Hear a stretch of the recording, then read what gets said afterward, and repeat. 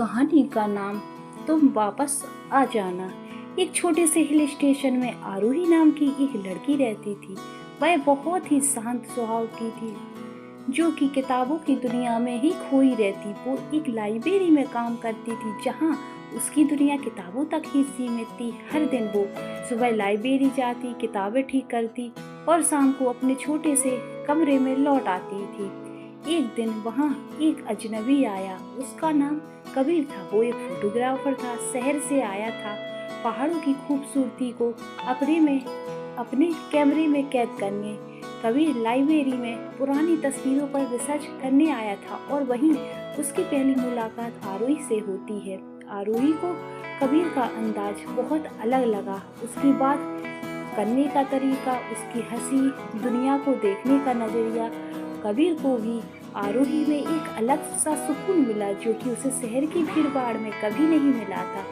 धीरे धीरे दोनों एक दूसरे के करीब आने लगे। पहाड़ की उस ठंडी हवा में एक अनकहा सा रिश्ता बन गया। लेकिन जिंदगी हमेशा आसान नहीं होती है।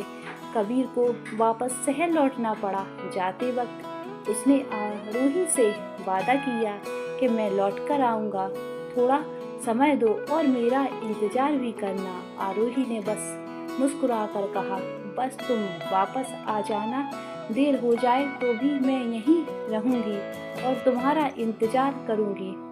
दिन बीते, हफ्ते बीते, फिर महीने।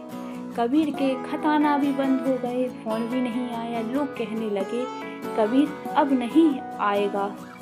लेकिन आरोही रोज उस बेंच पर बैठती रहती, वहाँ जहाँ वो दोनों चाय पिया करते थे। 5 साल गुजर गए। एक दिन तेज बारिश हो रही थी। आरोही भीगी हुई थी, चुपचाप उसी बेंच पर बैठी थी। तभी पीछे से आवाज आई, चाय अब भी वैसी ही मिलती है यहाँ। वो मुड़ी और सामने वही कबीर खड़ा था, थका हुआ, कुछ बूढ़ा सा लग रहा था, लेकिन उसकी आंखों में अब भी वही मोहब्बत थी।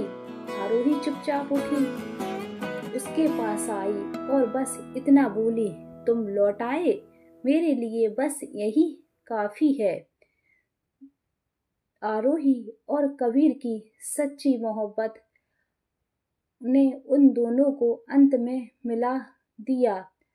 ये कहानी हमें यही सिखाती है कि सच्चा प्यार वक्त या दूरी का मोहताज नहीं होता। अगर दिल में जुड़ा हो तो सालों की दूरी भी उसे तोड़ नहीं सकती।